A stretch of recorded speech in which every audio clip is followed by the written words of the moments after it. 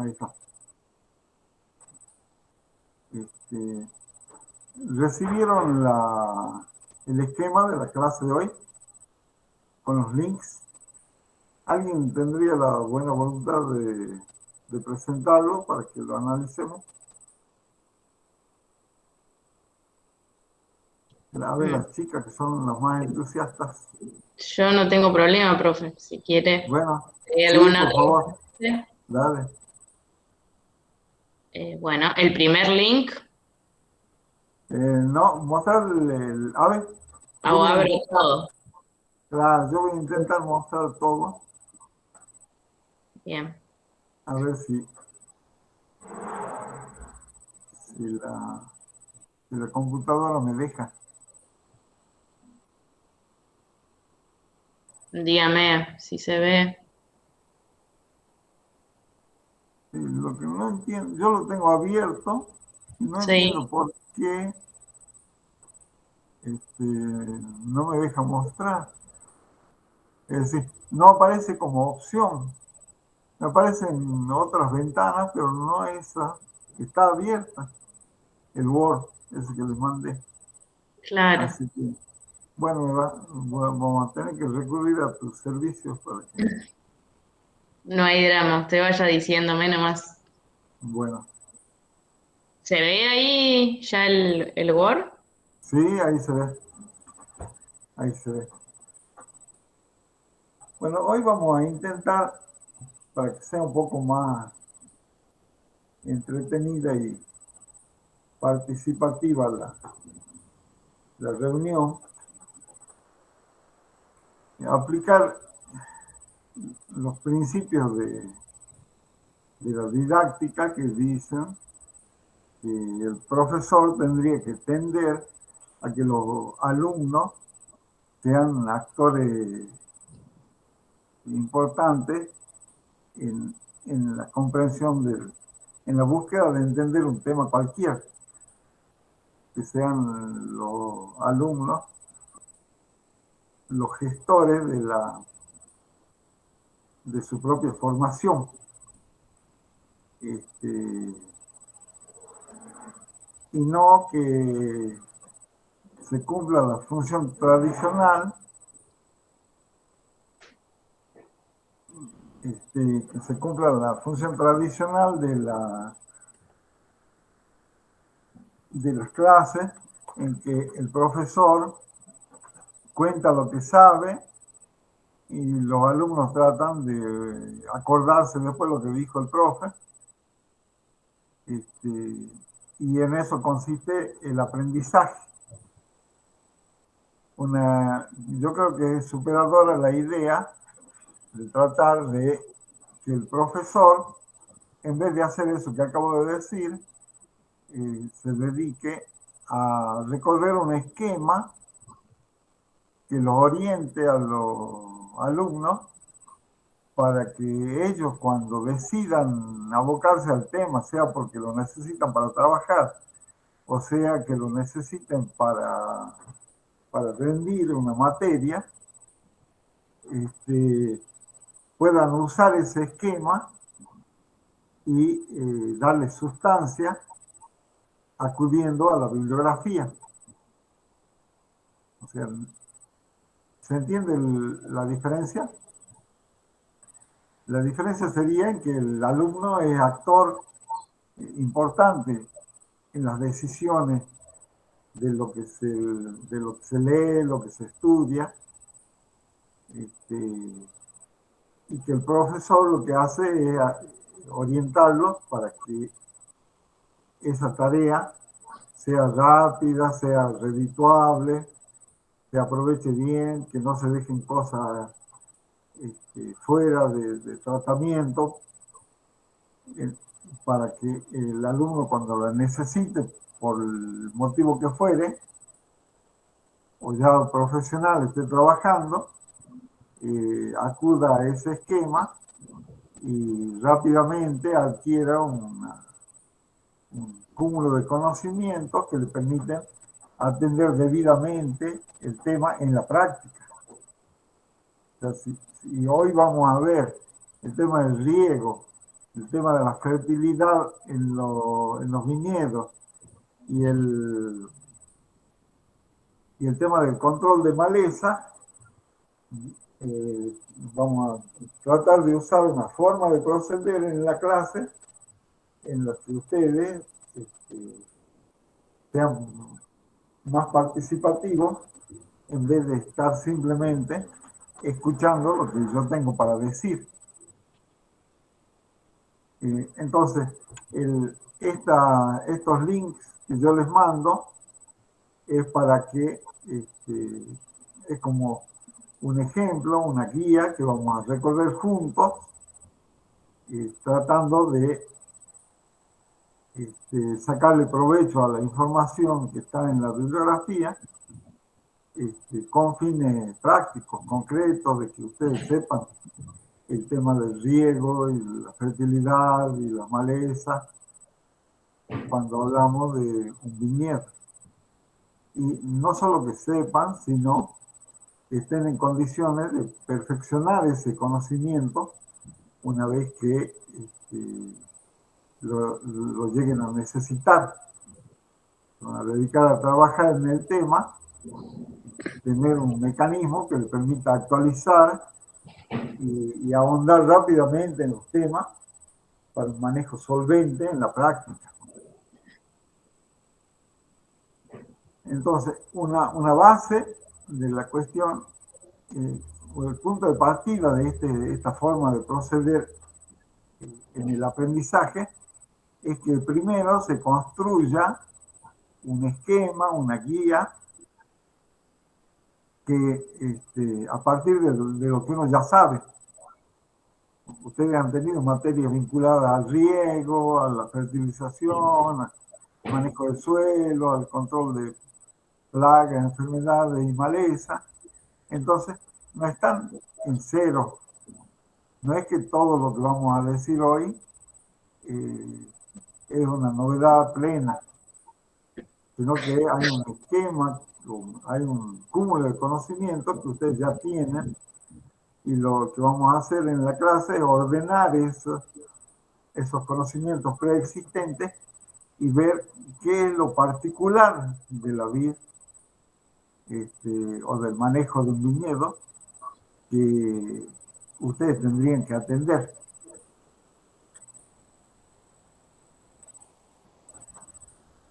Entonces, arrancamos con el riego. Fíjense que el primer link es un manual práctico de riego en vid para vinificación.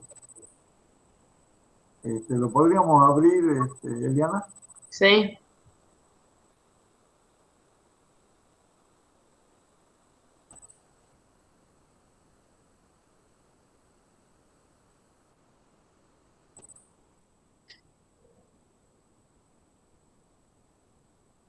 Ahí está. Claro. Este documento, alguien se ha tomado el trabajo, perdón, alguien se ha tomado el trabajo de reunir la información práctica, a lo mejor de la experiencia propia, más la bibliografía, y ha sistematizado el tema contando la experiencia propia. Entonces, nosotros podemos aprovechar este documento y cualquier otro que encontremos, y lo vamos a hacer mejor en tanto y en cuanto sepamos qué es lo que es importante de todos esos conceptos que es central y que es accesorio de los conceptos que están vertidos en cada documento que abrimos para leer. Entonces, la base sería primero armar un pequeño esquema que llevaría por título riego, y ver qué temas nos interesaría saber a nosotros cuando nos planteemos la necesidad de diseñar y operar un sistema de riego en un viñedo concreto.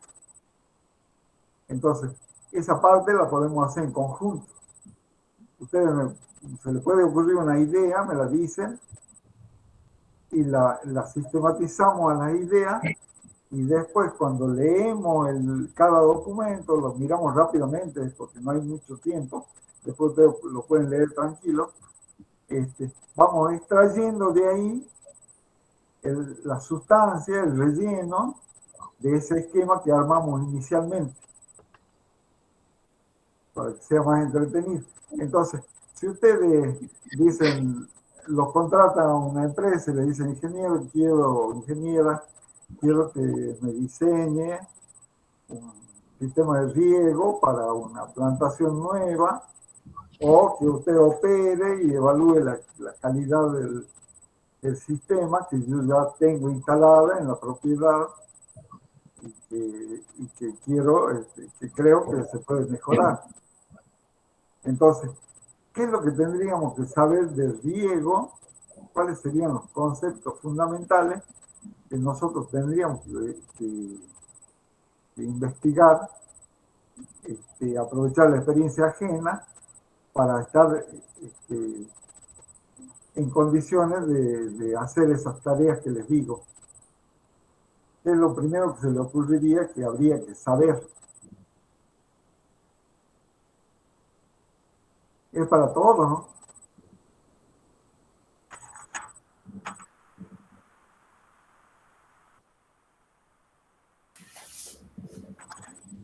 Profe, ahí puedo aportar algo. Creo que una de las primeras cosas que hay que ver, digamos, qué superficie es la que se va a regar, qué tipo de riego, qué sistema de riego, si es por surco, si es goteo, si es aspersión, qué distancia hay hasta la perforación o las perforaciones. Si se pudiera sacar análisis para determinar calidad de agua por la salinidad y eso también, importante.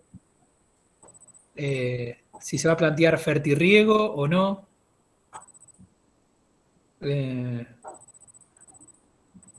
Bueno, no sé, sigo pensando. Sí, es para todos, ¿no? Vayan aportando. Fíjense que el planteo que hace el compañero está referido a la última etapa, que ya es la de aplicación, ¿no? Y ahora nos estaría faltando algo más básico, que es general, y que lo aplicamos, que después lo aplicamos en cada caso concreto, viendo la situación particular. Fíjense que si hablamos de calidad de agua, no todas las fincas tienen la misma calidad de agua, entonces uno tendrá un agua con un pH superior, otra con un pH inferior, pero habría que pensar otras cosas básicas del esquema para entrar a pensar en el riego y que aprovechemos la bibliografía que vamos a encontrar. ¿A alguien se le ocurre alguna otra cosa? Los requerimientos de riego que necesita la plantación. Bien, por ejemplo, por hectárea, ¿no es cierto?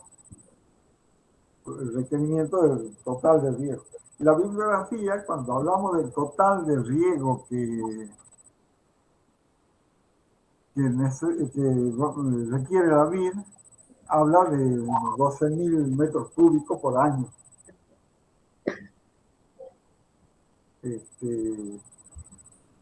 Unos 12.000 metros cúbicos por año, un poco menos. Pero ¿eso qué es? Ese es el requerimiento, ¿no? Y alguien que vive en Misiones, con 2.000 milímetros al año en régimen miso-higro, esa demanda se cumple de sobra. El que vive en Jujuy, con 150 milímetros anuales que caen solo en verano, esos requerimientos no se cubren ni remotamente.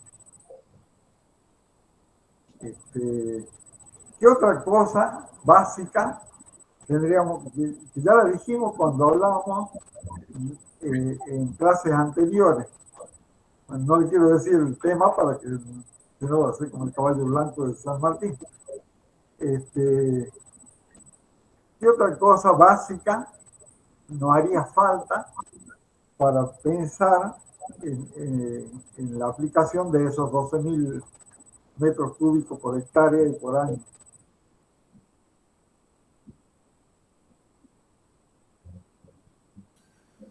¿De dónde va a salir el agua de riego? O sea, ¿de qué fuente va a venir? Eh, Sí, También puede eso ser ya la se lo sistema. había planteado el Martínez. Nahuel ya había planteado la necesidad de la distancia a la fuente, si es pozo. No, Claro, algo de la planta. Y qué varietal, que el ciclo, la Ahí conducción. vamos bien, ahí nos vamos orientando. Porque no es que yo diga 12.000 metros cúbicos por hectárea por año y lo divida por 12 y diga, bueno, todos los meses llego 1.000, aplico 1.000 metros cúbicos, sino que lo tengo que vincular a algo que ya vimos. ¿Qué es lo que era eso? A la fenología del cultivo.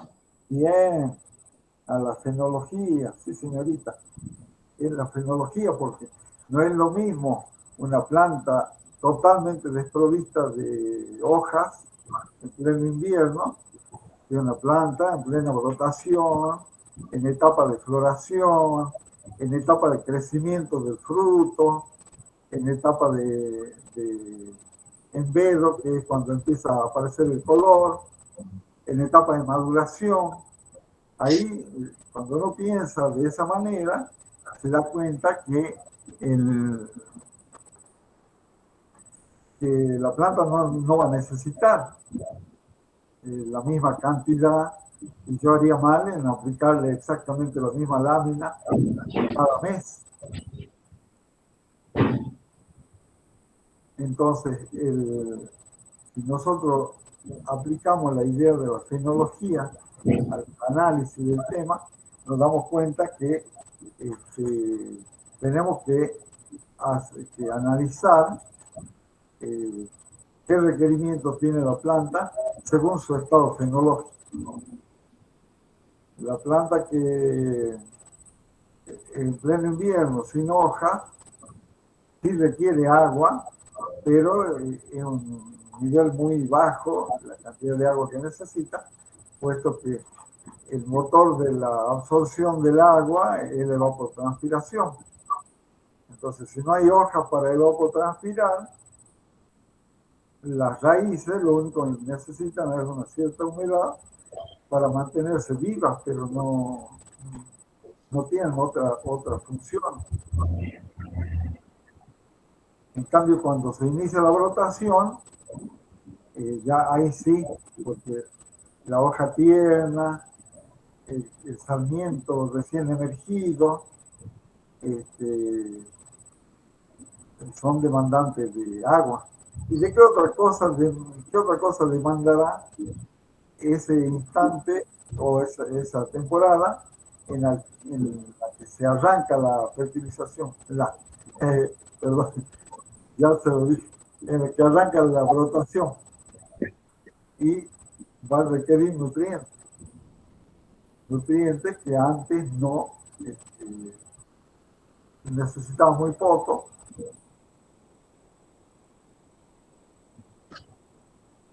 Necesitaba muy poco porque la planta estaba en plena dormición por el invierno.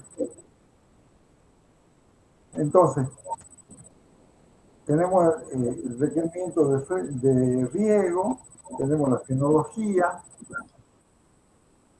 y de otras materias, ¿qué conceptos me permiten manejarme con este tema?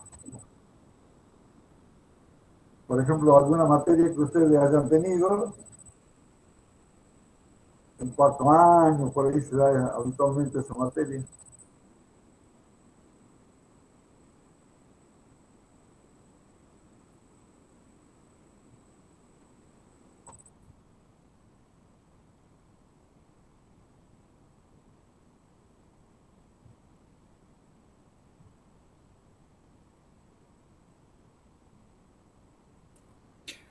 Profe, yo creo que ahí, como por ejemplo, antes hablaba de la evapotranspiración. No es lo mismo tener un planteo donde, por ejemplo, el interfilar esté con plantas vivas, digamos, fotosintetizando y consumiendo milímetros de agua, que tener un campo, por ejemplo, disqueado o arado, eh, donde, bueno, hay otras variables. Bueno, claro, esa es la cobertura, ¿no es cierto? De eso. Este, sí, y entonces conviene que fíjense que estamos incorporando, Alejandro, ahí lo veo a Alejandro, ayer lo vi en una reunión a Alejandro.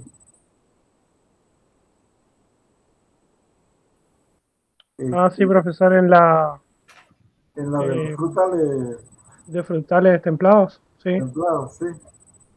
sí, sí. Ahí te reconocí por la foto y después me fijé el nombre que estaba escrito y luego, ¿qué te pareció?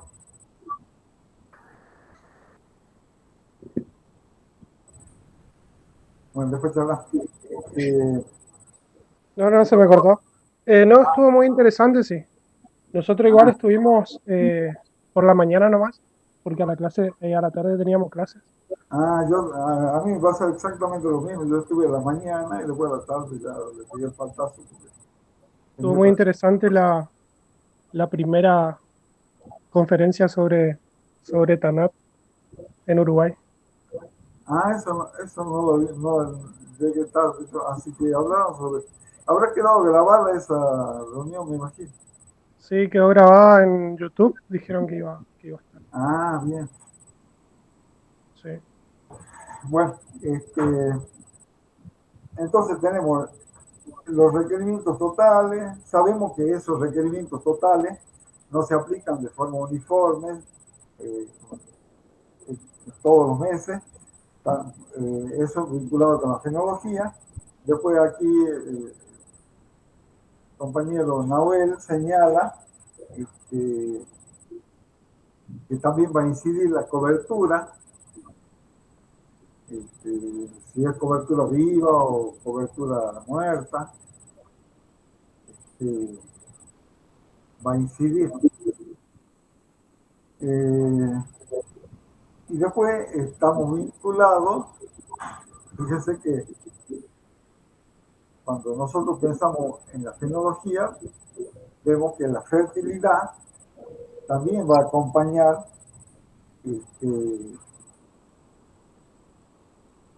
a la variación anual, al ciclo. Hay etapas de división celular, por ejemplo, para la formación del fruto, que es altamente energética, lo cual quiere decir que el fósforo tiene que estar presente en ese momento, porque si no hay mala división celular. Después más adelante, cuando las células se expanden, juega un papel muy importante el potasio, ¿no? El potasio en el equilibrio osmótico de la célula de la valla, que hace que el fruto se expanda. Entonces, si faltara potasio, no habría, si el potasio fuera una carencia en el suelo ese, no habría un buen proceso de expansión de la célula y por lo tanto el fruto no crecería bien. O dicho de otra manera, si yo voy a aplicar potasio, tengo que aplicarlo después de la división celular, cuando ya las células empiezan a expandirse. Ahí tendría que tenerlo disponible la planta para que haya un buen crecimiento de los valles. Bueno, hay más cosas que pueden ir surgiendo de una lectura rápida hasta del índice del trabajo que estamos por analizar. Busquemos ahí en el índice si hay alguna cosa que nos esté faltando para incorporar al esquema. Yo lo anoté, yo anoté todo lo que ustedes dijeron, y podemos ir chequeando con el índice a ver si este, van a estar tratados en el documento las cosas que nosotros necesitamos saber de la uva, o si nos olvidamos de algo. A ver, introducción, ciclo del cultivo de la vid en Extremadura. Bueno, esa es información general. Ve que este documento lo hicieron en España. Ahí están las necesidades hídricas que nosotros las mencionamos, que dijimos el volumen general, pero con el análisis de la fenología para poder discriminar a lo largo del ciclo qué cantidades va a requerir la planta. ¿Qué más dice? Y ahí salta a un redondeo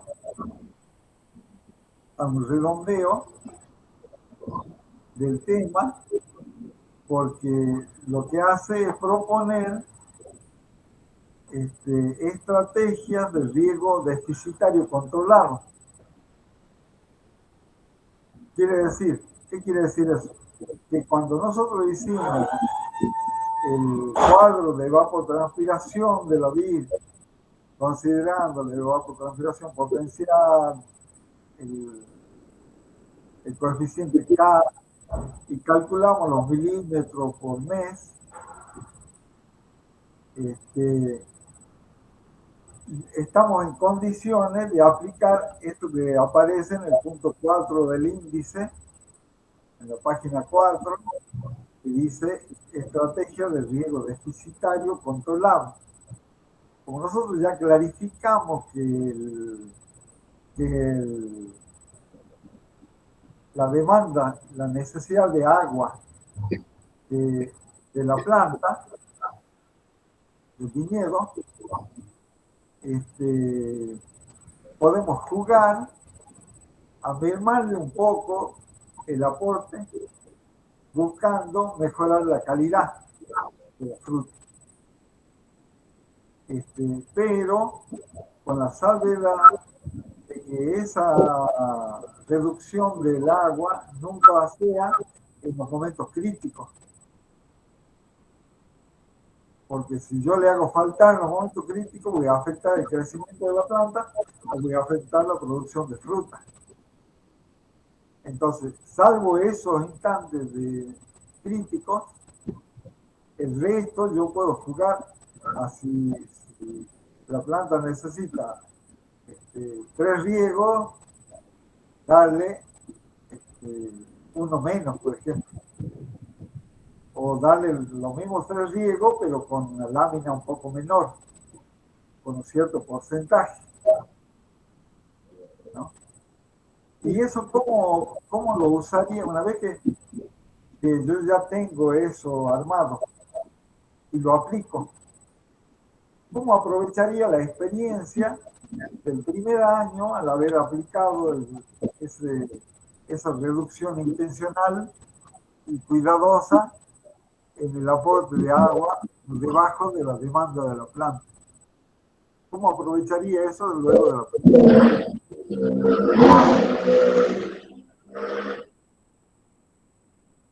A ver, chicos, anímense, piensen.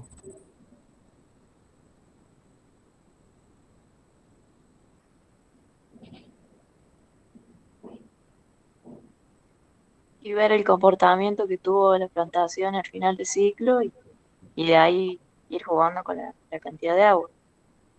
Claro, nosotros tenemos la gran herramienta de la información, como este documento que estamos mirando, y muchos otros que hay disponibles de gente de buena voluntad que hizo el trabajo, lo sistematizó, sacó conclusiones, lo expuso para que todo el mundo disponga de ese saber, de esa experiencia. Tenemos eso, pero en cada caso En cada caso hay particularidades del lugar donde trabajamos que no van a responder 100% al esquema general. Y ese es el ajuste que tenemos que hacer nosotros. Nosotros, como bien dice Lucía, nosotros chequeamos qué pasó con el crecimiento de los brotes de esa planta. Chequeamos cuáles fueron los resultados de la cantidad de kilos que obtuvimos del viñedo. Y además, ¿qué otra cosa chequeamos tratándose de uva para vino? Los azúcares. Algo que, claro, en general lo que tiene que ver con la calidad de la uva para vino. Siempre se dice que con una buena materia prima yo puedo hacer un buen vino si desarrollo el proceso de elaboración adecuadamente. Esa es la habilidad de los enólogos. Aprovechar las características de la materia prima para obtener el mejor vino posible a partir de esa materia prima. Pero si yo parto de mala materia prima, por más mago que sea con los procesos de elaboración, nunca voy a obtener un vino superior, porque ya la materia prima venía mal. Ese es el punto de contacto que tenemos los ingenieros con los enólogos. El enólogo sabe lo que quiere, sabe lo que necesita de la materia prima para alcanzar niveles de excelencia en la elaboración del vino, o el mejor nivel posible en el producto. Él sabe qué es lo que quiere y nosotros tenemos que saber cómo proporcionarle a él esa materia prima para que, por eso es muy importante que operen en equipo.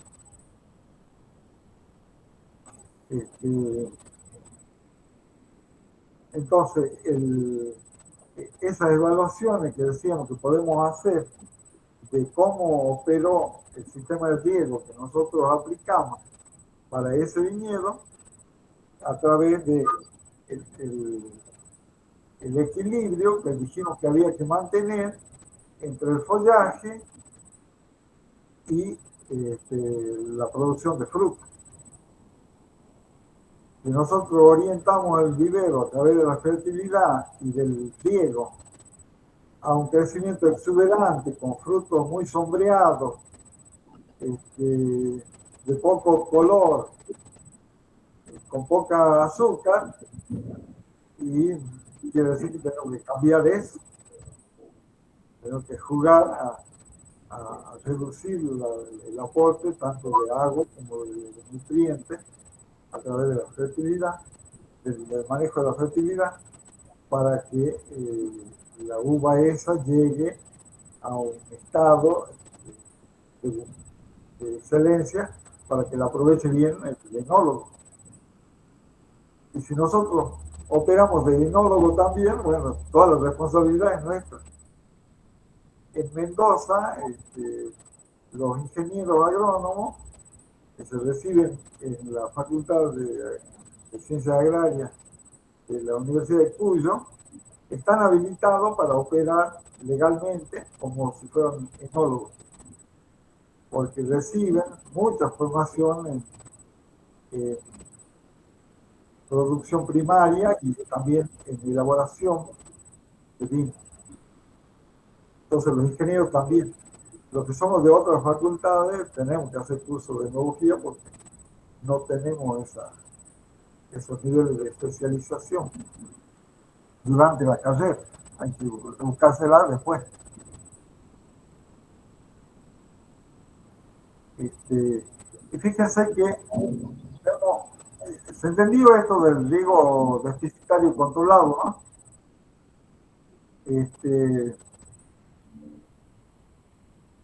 Abajo en el punto 4.3 dice ejemplo de cálculo de las necesidades de riego.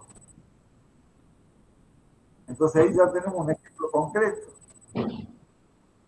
de cómo hacer para hacer el cálculo mes por mes.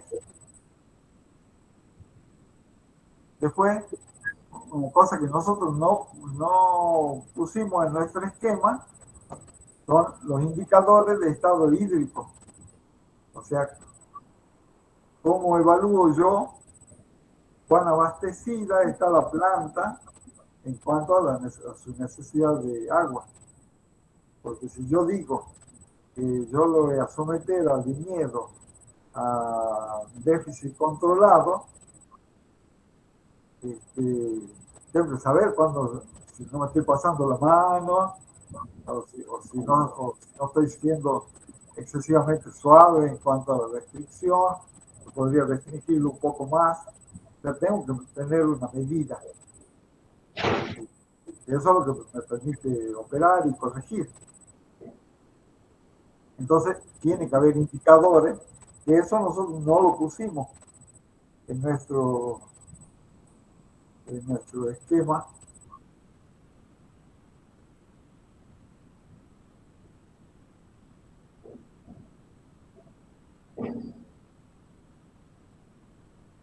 Y después, bueno, ya al último, está bueno el esquema que han armado los autores, que ya es una herramienta en la página 7 para la programación del riego en una situación particular. Podemos bajar un poco, Eliana, Sí. revisando. ¿A la última? No, vamos de a poquito. Ah, Vamos de a perdón. poquito. A ver, arriba, traducción. Usted me Y dice. podríamos agrandar un poquito la letra para que se pueda leer con más facilidad, para que compartamos la lectura. Ahí. Ahí está bárbaro. Fíjense que en la introducción, ¿qué es lo que alguien podría, así con la rápida lectura, comentar qué es lo que intentan hacer los autores en la introducción y para qué nos serviría?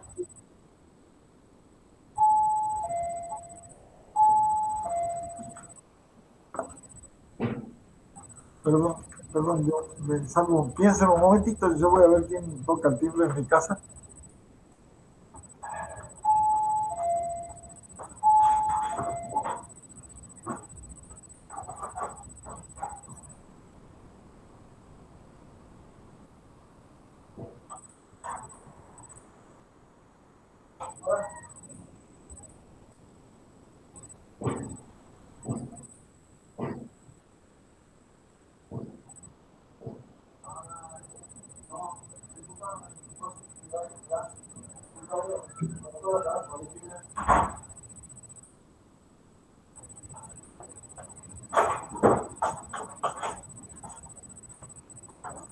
Bueno, ¿a alguien se le ocurrió algo?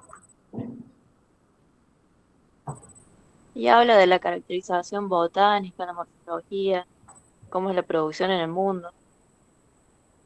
Claro, lo que hacen es una presentación general, introductoria, que le da un cierto marco al esquema que va a desarrollar más abajo y que nosotros lo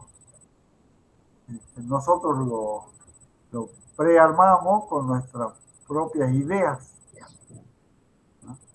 En realidad, de aquí no vamos a obtener, de esta parte no vamos a obtener información para salir a manejar una finca. Lo que tenemos es un pantallazo general, un marco en el cual se inserta el tema que estamos por tratar, así que lo pasamos de largo, sigamos.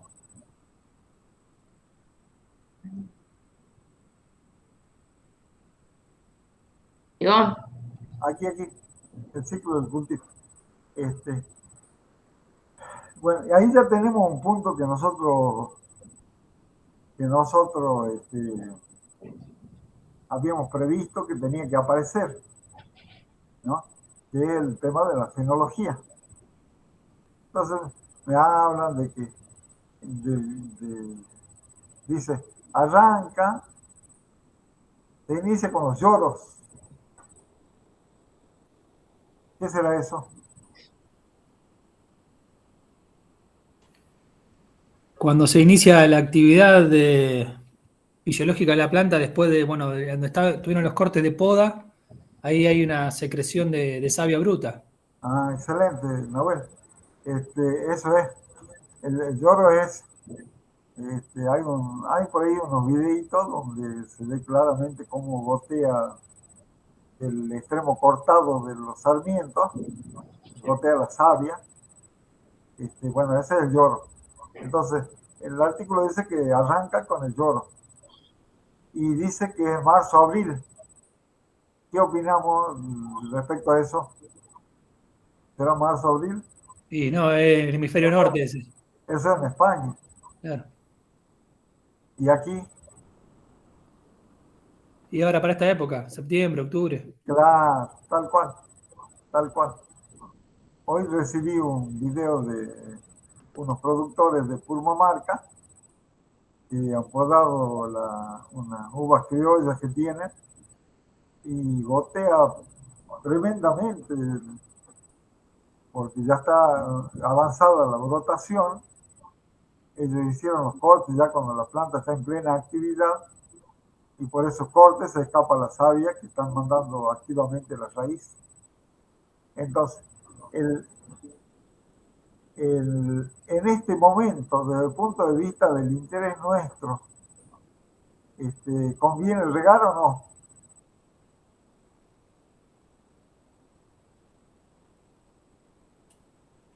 Bueno, eso depende. Nahuel seguro no va a regar porque ahí está lloviendo. Claro.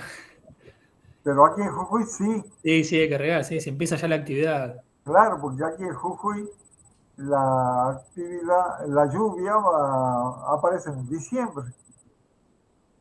Entonces, si nosotros transcurrimos desde la brotación hasta diciembre sin riego y la planta se muere, a menos que esté a la orilla de la acequia, como mucha gente la pone, las acequias que sirven para regar hortalizas, que está circulando agua todo el tiempo. Entonces, bueno, ahí no hay problema de abastecimiento de agua para la vid.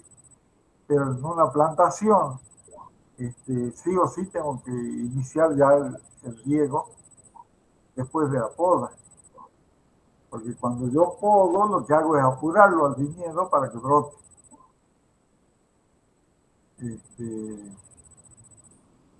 Apurarlo al viñedo para que brote. Brota y empieza a demandar mucha agua. Después que sigue una fase de crecimiento de los brotes y pámpanos. Los pámpanos yo les dije que es el mismo sarmiento, nada más que cuando todavía es verde. Y la parada del crecimiento en julio es enero nuestro.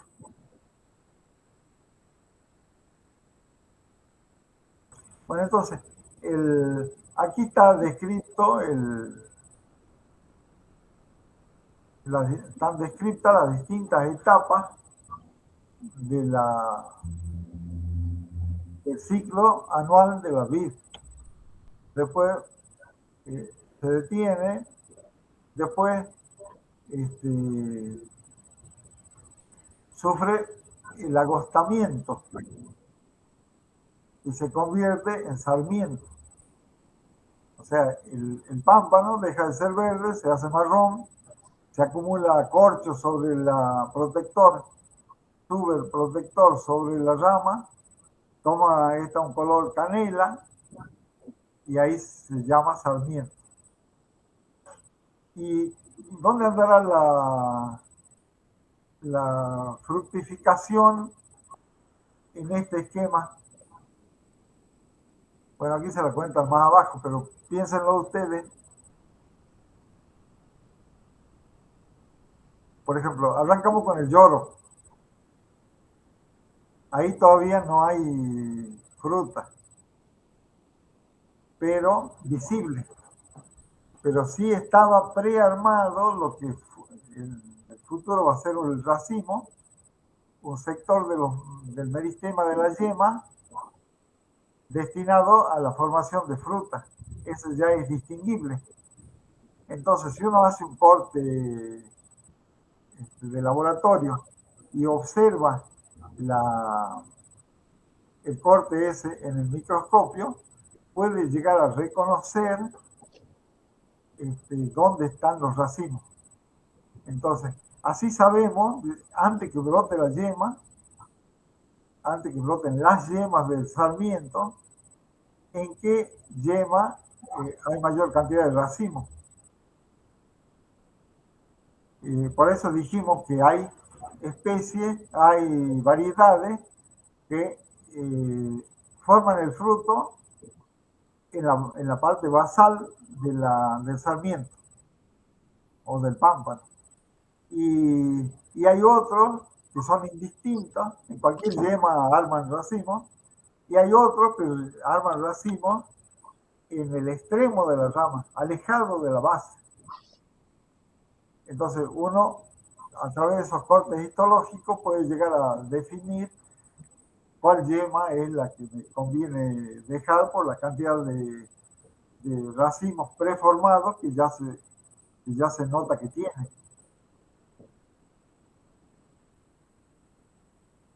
Y después, bueno, cuando uno ya conoce la variedad, sabe que la Malbec le da lo mismo, que forma el racimo en el extremo o en la base, que las criollas tienden a formar los racimos bastante alejados. Entonces, uno ya, sin necesidad del análisis del laboratorio, ya por conocimiento de cómo se comporta la variedad, ya decide cuáles van a ser las yemas fértiles. Entonces tenemos el lloro, ahí todavía la tenemos al racimo escondido dentro de la yema, no sabemos si está o no hasta que hagamos el corte. Después viene el pámpano, empieza a crecer el brotecito, y después de una cierta cantidad de hojas, que es variable con las distintas cepas, empiezan ya a formarse los racimos. Después viene, ¿qué viene después?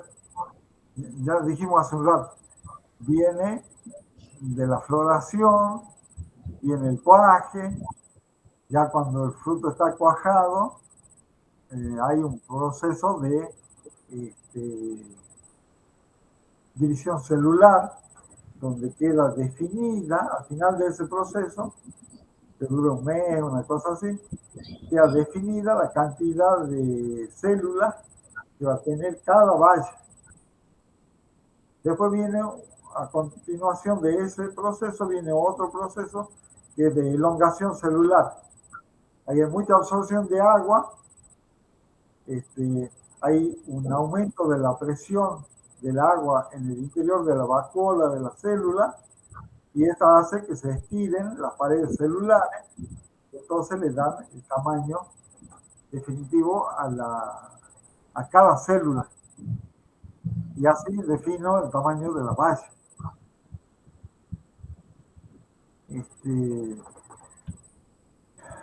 Después viene, después de la elongación celular, viene el cambio de color, y aquí aparece con el nombre de envero con B corto. A ver si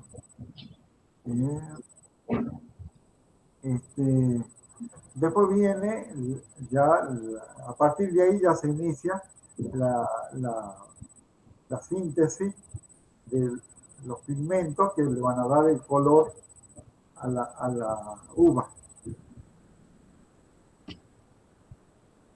Y cuando ya, ahí en esa etapa es que empieza ya el proceso de lignificación en el pampa, que hace que el pámpano se convierta en sarmiento. Después viene la maduración y la cosecha, el fin de la maduración y la cosecha, y después viene un periodo en que la hoja empieza a devolverle a los tallos parte de los nutrientes que tenía en su estructura, cambia de color, pasa de verde a rojiza y después se cae. Entonces, asociemos esto que acabamos de ver con demanda de agua etapa por etapa. Eso sí lo pueden hacer. Piénsenla. En el lloro arrancamos con buena provisión porque estamos en rotación. En división celular, ¿va a ser alta o baja la demanda? Alta. Alta, es crítica. Es crítica la disponibilidad de agua en ese momento. Y también dijimos que va asociada a una demanda importante del elemento fósforo. Después,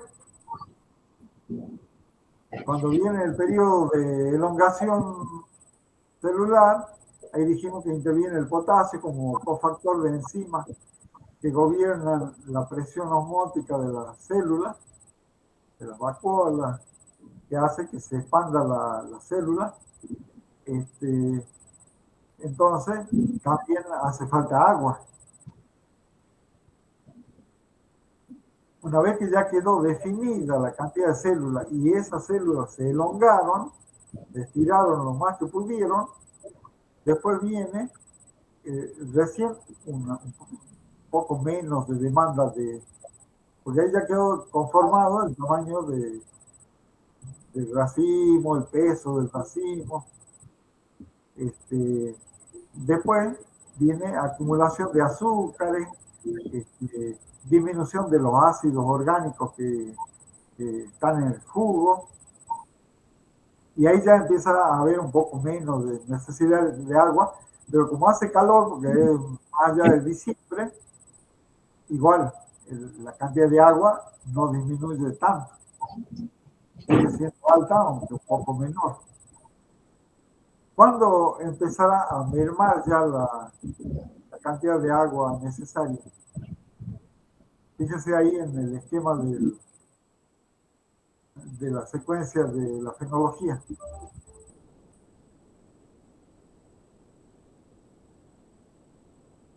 ¿Cuándo mermará? Cuando está en formación del fruto, No, en plena formación, cuando está en maduración del fruto. No, cuando es traslocación, ¿no? Cuando es traslocación de fotosintato al tallo y a raíz y ahí empieza a verse la esencia de hojas. Claro, ahí ya empieza a bajar la necesidad. Incluso desde el punto de vista del fruto, ¿cuándo baja? Cuando ya alcanzó su pleno tamaño y empieza la maduración. Cuando ya la baya empieza a madurar, Cuando ya tiene el color definitivo en ese ya momento. tiene el color, hay un incremento fuerte de los azúcares, una disminución de los ácidos, ahí empieza a bajar. Entonces, ahí, a partir de ahí, nosotros podemos ya jugarnos a darle incluso menos que lo que le hace falta, para que esos procesos se incentifiquen y a lo mejor intensifiquen, y a lo mejor tenemos un poco menos de kilos de los de más calidad, lo cual nos llevaría a mejores vinos. Y después ya cuando se caen las hojas, ya ahí tenemos la mínima cantidad. Entonces, si nosotros escribimos a lo largo del año ese ciclo, ponemos mes tal, ocurre tal proceso, tal otro, ya empezamos a tener como clarito el aporte de agua que hay que hacer. Ahí estamos diseñando el sistema de riego y la política de aplicación de agua. Que esto a lo mejor a los que son de desarrollo les aburre un poco, pero a los ingenieros, que somos la mayoría de los que estamos presentes, sí nos tiene que interesar. Si queremos manejar el agua en un viñedo, ¿no?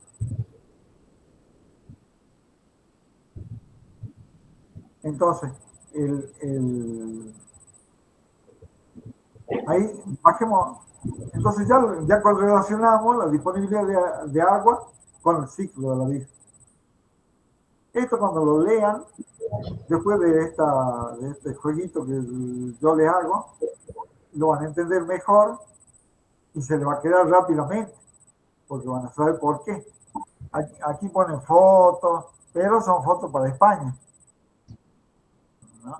Por eso mayo, junio, esto no corresponde. Nosotros tenemos que hacer corresponder con la fecha nuestra. Sigamos.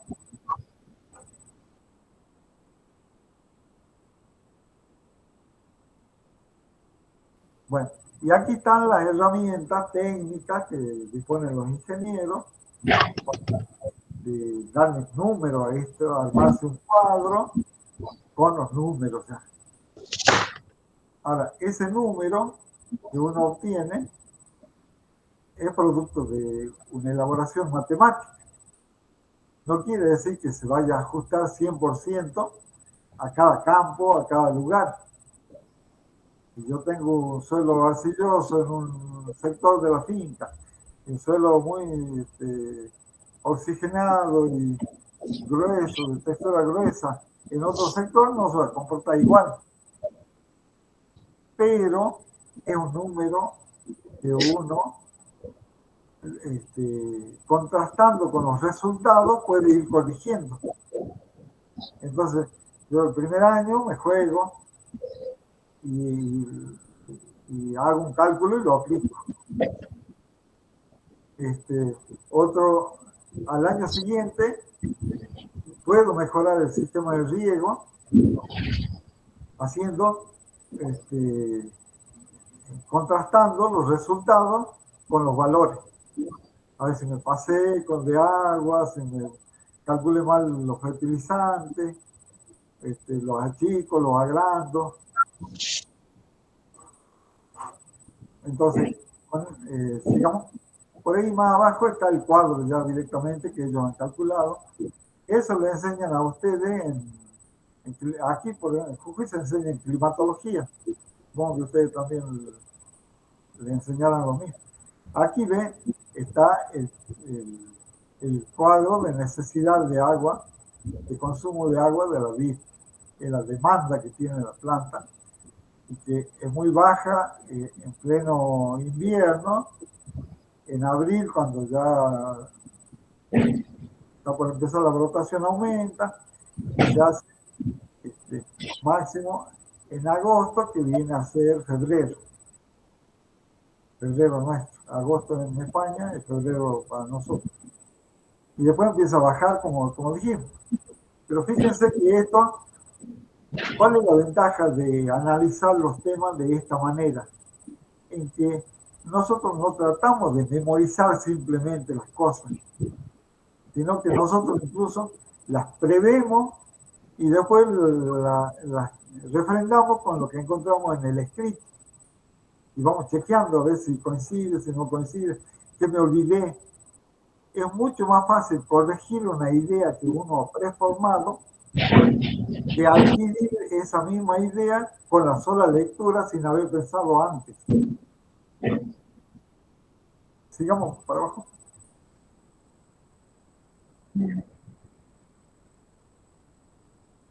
Bueno, aquí tienen el cálculo del KC para cada mes.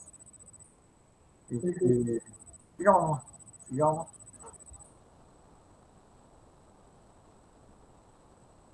Y aquí ya cuando hablan del riego, ¿qué es eso que les dije? Nada más. Calcular más lo que necesito, detectar los momentos críticos en los que no le puede faltar agua porque voy a tener daño en la vid.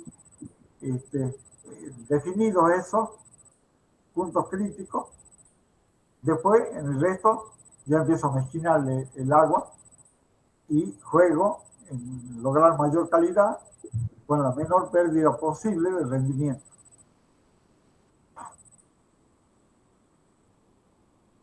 Digamos, eso lo pueden leer tranquilo después. Y aquí ya está el cálculo en Extremadura, en España.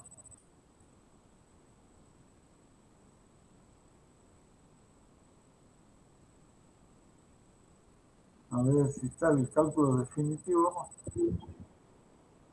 Mm, Bueno, no está no. no está el cuadro completo de evapotranspiración como le han enseñado a hacer a usted. Pero vayan y recuperen eso que han visto en climatología y traten de aplicarlo a la vid.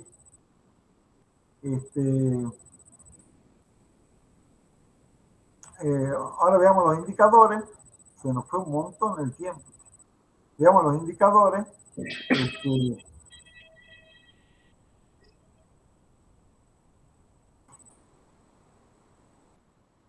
Esto es midiendo el potencial hídrico en la hoja. Otra política sería medir, pero es indirecto, es medir el contenido de humedad por un tensiómetro, en el suelo. Pero en la hoja es es la indicación más directa del estado de hidratación que tiene la planta en un momento determinado. Requiere un equipo especial, pero es utilizable. Se puede conseguir.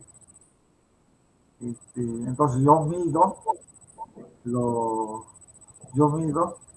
las tensiones en la hoja y digo si la planta está en estrés fuerte, en estrés severo, y puedo decidir si aplico o no el riego.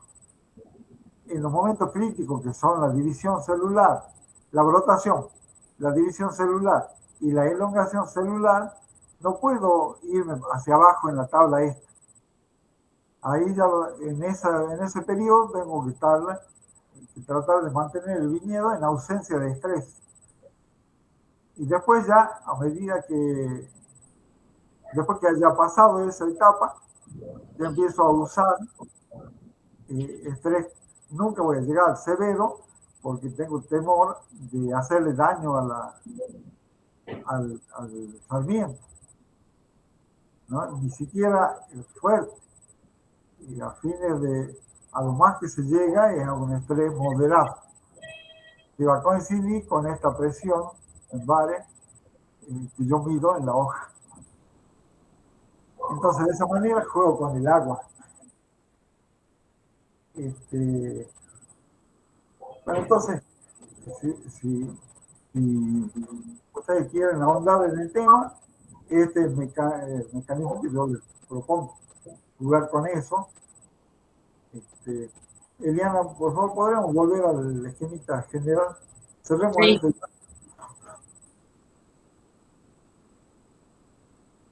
Usted me dice riego en vid para mesa.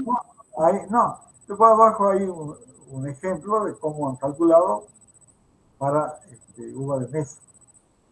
¿Abro este link? No, ya no nos queda tiempo para. Hablamos el de fertilidad. Bueno.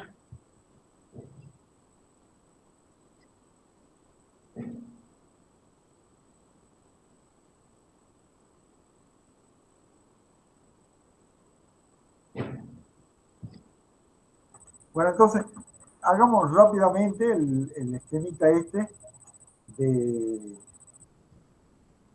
cómo deberíamos pensar el manejo de la fertilidad en el suelo de nuestro viñedo.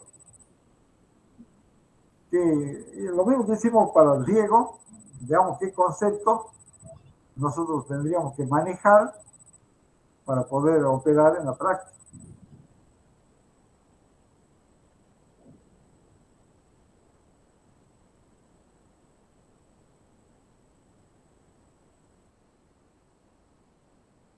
Es más lindo cuando uno se lo imagina primero y lo lee después. Porque cuando lee va corrigiendo lo que me faltó y me doy dando cuenta de lo que me está faltando. A lo mejor ni siquiera aparece en el artículo algo que yo considere que sí me interesa saber, entonces lo busco en otro lado.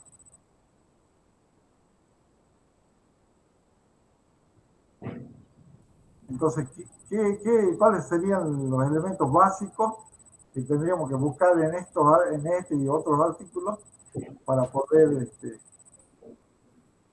Bueno, un poco lo dijo antes, el fósforo cuando empieza la división celular, nitrógeno cuando empieza a ver el crecimiento de Ajá. hojas, Entonces, necesidades y de los distintos macronutrientes, nutrientes. micronutrientes.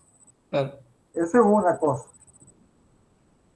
Este, Y hacer un análisis del suelo para ver los bien, nutrientes que bien, hay actualmente. muy bien. Disponibilidad en el suelo. El análisis del suelo me va a decir, estos elementos están disponibles en el suelo del viñedo.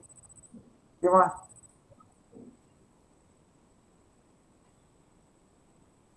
Otra cosa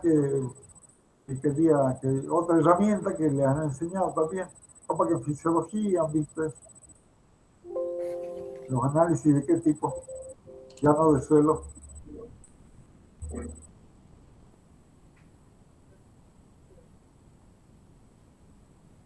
El análisis foliar o de la parte aérea, porque en realidad lo que hay en la vid, si leen los artículos van a ver que en la vid el análisis que se hace no es en la hoja, no es en la lámina, sino que lo que se colecta son los pecíolos de la hoja de determinado sector del sarmiento, que es el que está próximo al racimo, y ahí tengo lo que realmente la planta logró tomar desde el suelo.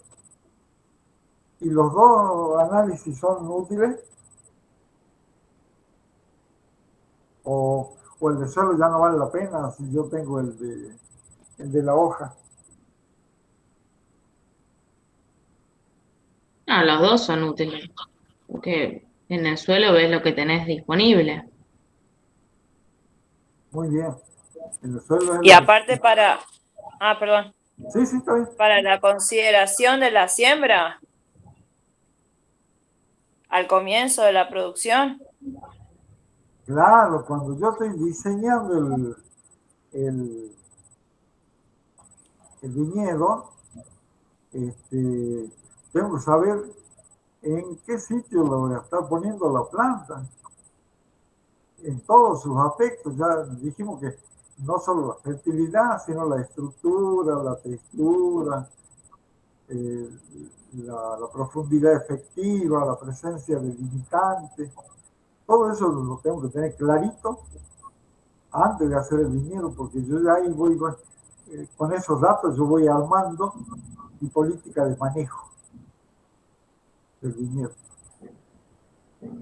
¿Qué otra cosa veríamos entonces? Tenemos necesidad de los distintos nutrientes, sabemos que el nitrógeno cumple determinada función, el fósforo otra, el potasio, el hierro, el zinc, y ahí tenemos la famosa clasificación de macro, meso y micronutrientes. Clasificador en base a la cantidad que hace falta de cada elemento. Vemos qué de eso hay en el suelo, cuán efectiva está siendo la planta en tomar eso que se encuentra en el suelo a través del análisis de la parte aérea. En el caso de la vid se hacen los pecíolos de las hojas, y eso es lo que me permite definir las colecciones. ¿Y qué otra cosa más tendría que tener en cuenta? Yo ya se lo dije en alguna clase anterior. ¿Qué otra cosa más tendría que tener en cuenta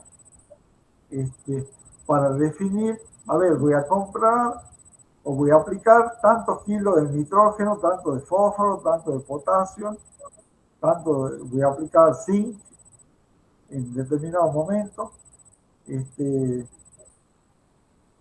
otra cosa necesitaría yo como dato para poder hacer ese cálculo? Y hacer los equivalentes, digamos, ¿no? Los fertilizantes.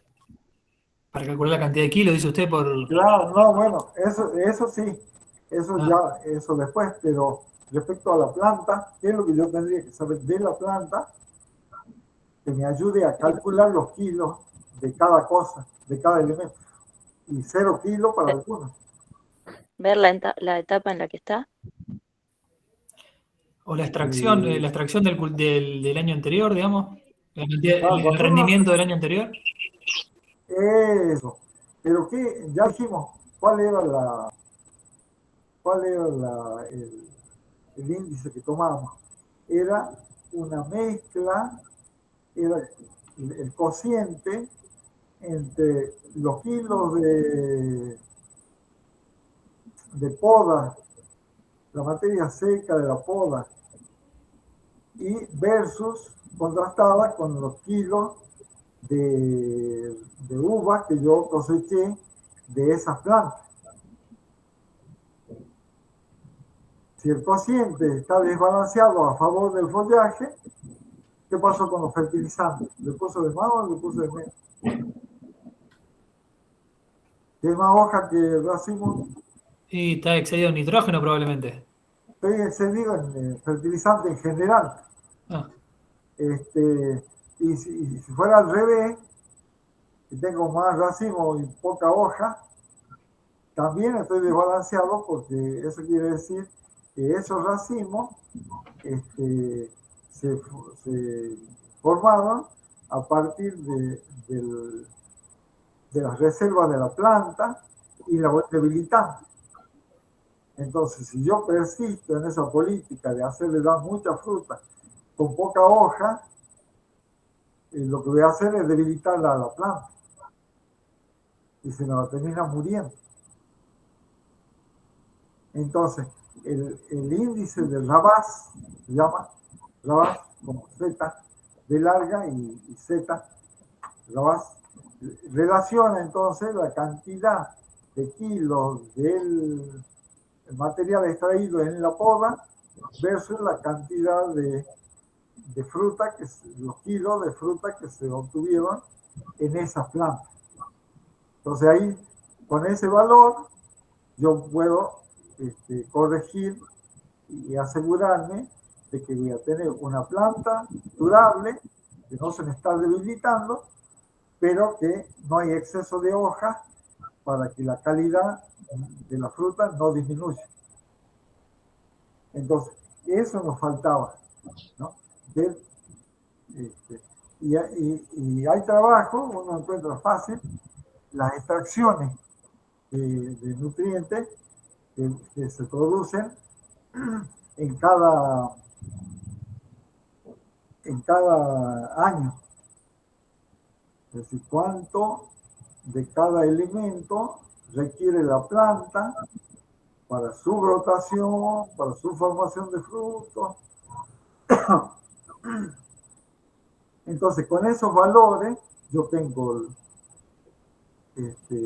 ya las pautas para buscar en los escritos cómo diseñar mi sistema de manejo de la fertilidad en ese caso particular. Fíjense que ese es el verdadero trabajo del ingeniero, ¿no? Es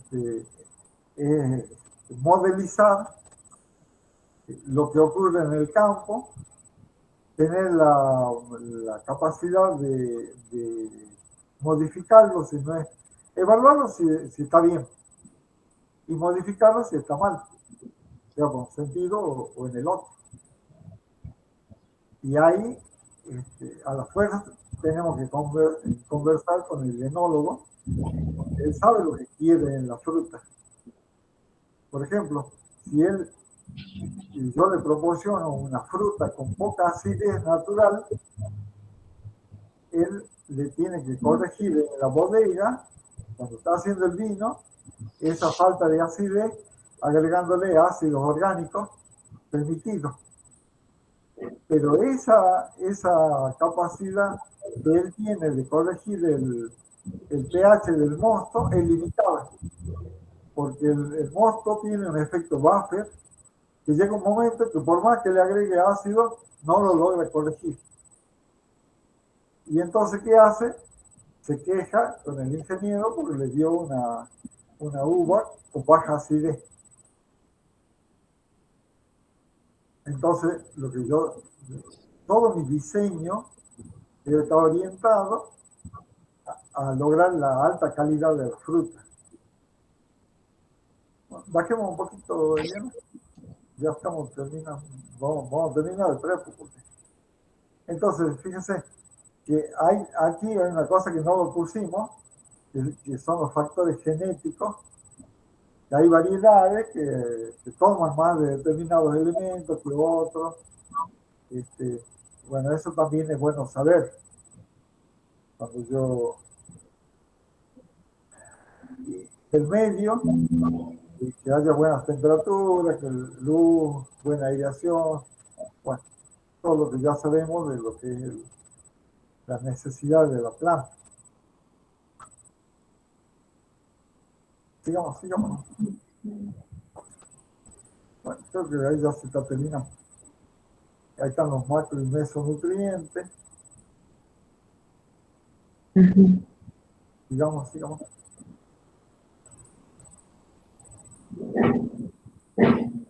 Bueno, ahí corté.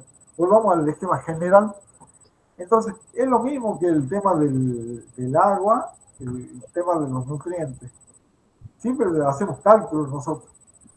Y sabemos que tanto el aporte de agua como el aporte de nutrientes, como están asociados a la evolución del ciclo de la vida a lo largo del año, van de la mano. Por eso la fertilización es bárbara, porque ahí estoy atendiendo los dos temas en una sola operación. ¿Hablo control de malezas, profe? Ahora el control de malezas, sí.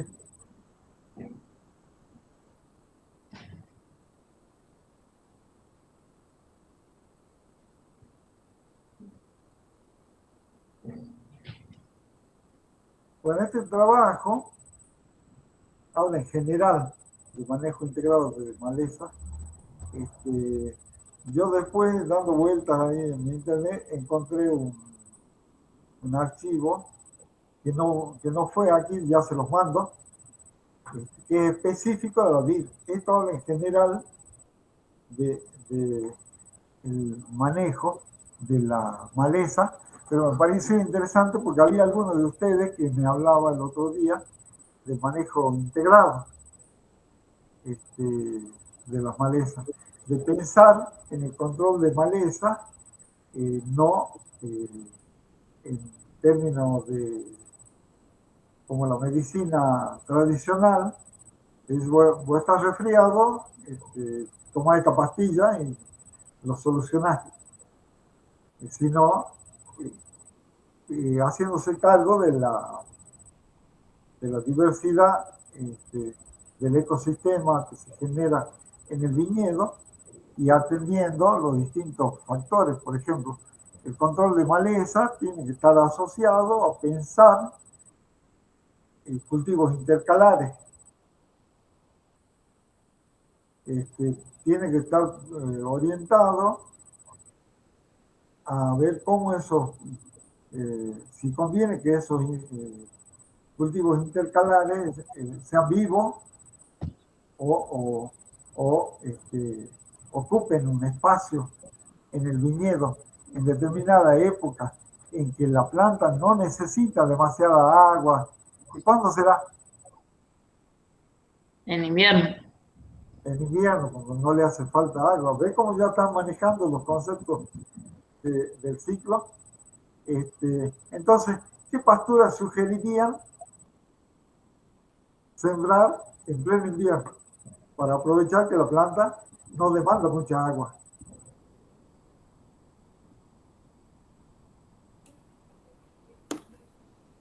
Hoy estaba viendo, profe, por ahí hay que hacer una diferenciación entre si van a ser perennes las especies o van a ser anuales de las coberturas. No, ya van a ver que es más cómodo que sean anuales. Claro, sí. Porque si no, después lo voy a tener que combatir cuando la planta quiere el suelo más libre. Y por ahí en invierno, acá, por ejemplo, en la zona nuestra, una asociación de cebadilla con trébol, puede ser. Bien. Nosotros aquí usamos cebada, avena, que son de ciclo invernal, llega la primavera y se muere. Entonces, uno no las arranca, las pisotea nomás para poder caminar en el viñedo y ya queda como un mulching, la planta muerta, depositada sobre el suelo. Hay una leguminosa que es invernal, que se llama vicia, que es tolerante al frío, que se la puede sembrar en otoño, y va a incorporar materia orgánica durante el invierno, y cuando ya la planta empieza a demandar agua, ya no quiere competidores en el suelo, y en la primavera la matamos o se muere sola. Esa es la vicia villosa, la anual. No me acuerdo cuál vicia era. Yo he visto, seguro Dios, pero Sí, creo que es la villosa. pero mientras sea de invierno, la podemos usar. Y en el verano, en la primavera incluso, ya la planta cuando empieza a demandar agua y nutrientes, ya no quiere competidores cerca, entonces es mejor que esas plantas estén muertas. Y si se muere sola, mejor. Cosa que ya cumplieron su ciclo. No hace falta que yo las esté matando. ¿Y qué otro impacto tendrá el uso de esas coberturas en el suelo con relación al viñedo? En cosas que no sean la fertilidad, no sean el agua. Puede ser la competencia de agua y de nutrientes.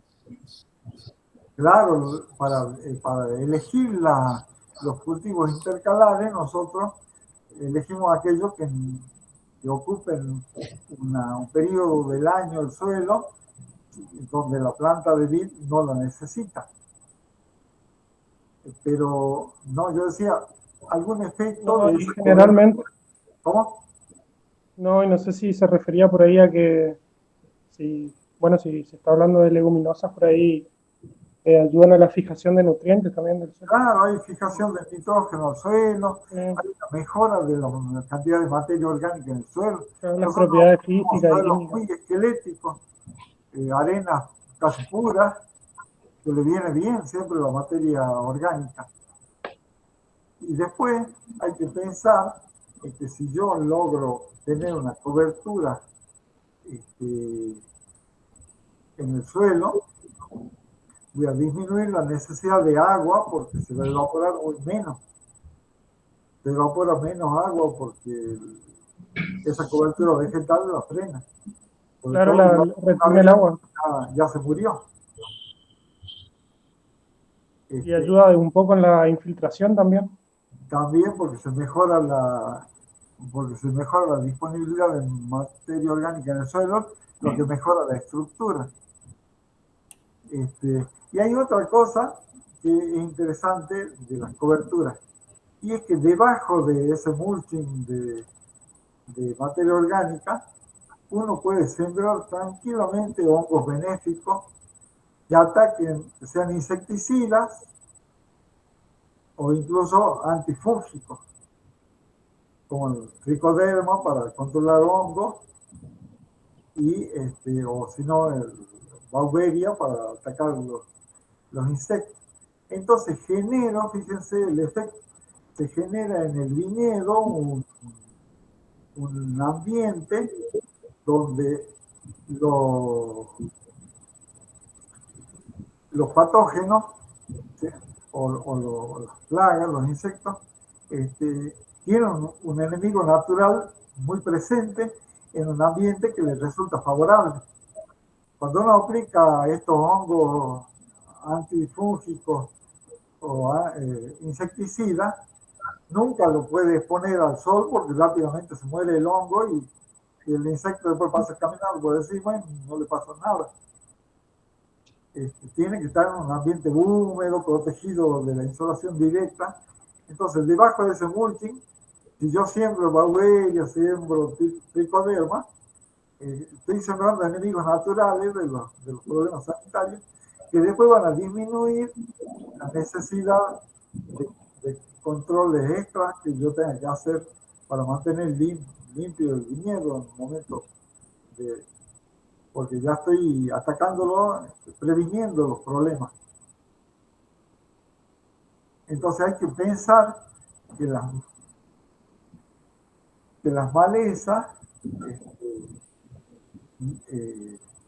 uno las puede aprovechar. Aquí es muy común en la zona vitivinícola nuestra el sínodo, el nabo, que es de crecimiento invernal, que invade, si uno no cuida ese tema. Y bueno, y cualquiera de ellos es un fuerte competidor de las plantas de vid. Entonces conviene no tener. Y por eso es que está bueno hacer una pastura intercalar, hacer de pocas especies. Si yo tuviera necesidad de matarla, la mato fácilmente y me aseguro una masa de materia orgánica que la dejo depositada sobre el suelo, generando un ambiente favorable para los hongos benéficos que yo pueda instalar ahí deliberadamente y evitando la evaporación del agua, lo cual me disminuye la cantidad de riego que tengo que hacer. Acá en Misiones se utiliza mucho el tema de las pasturas implantadas, digamos, por el tema de la topografía del terreno y todo lo que tiene que ver con la erosión. Claro. Entonces, por ejemplo, siempre se ve mucho, no sé, en invierno, el raigras, la vicia, la avena negra. Sí, De forma de interlíneos, digamos. Después en verano, el tener una cobertura muerta frena también la erosión, ¿no? Por aquí las lluvias son solo en verano. Entonces, si el suelo tiene una cobertura, también ayuda a limitar los procesos erosivos. Bueno, gente, espero que no se hayan aburrido mucho. Espero que apliquen, yo les recomiendo que apliquen esta forma de mirar los temas para que se van a convertir en autodidactas de cualquier cosa, porque ustedes ya tienen elementos para hacer esos esquemas previos, ese jueguito que hicimos pensando. Ya tienen elementos porque ya usan un montón de materias que le dan herramientas para pensar en las distintas cuestiones. La gracia está en compaginar esos conocimientos previos en sistemas que me permitan abordar los temas de antemano y después buscar la información para completar, para mejorar, para saber detalles aplicables a cada cultivo. Entonces, con este esquema, así sea que vayan a trabajar plantando café o caña de azúcar, o pera o manzana, los criterios le van a servir. No es solo que aprenden cómo manejar los viñedos, sino que aprenden cómo manejar cualquier cosa en realidad.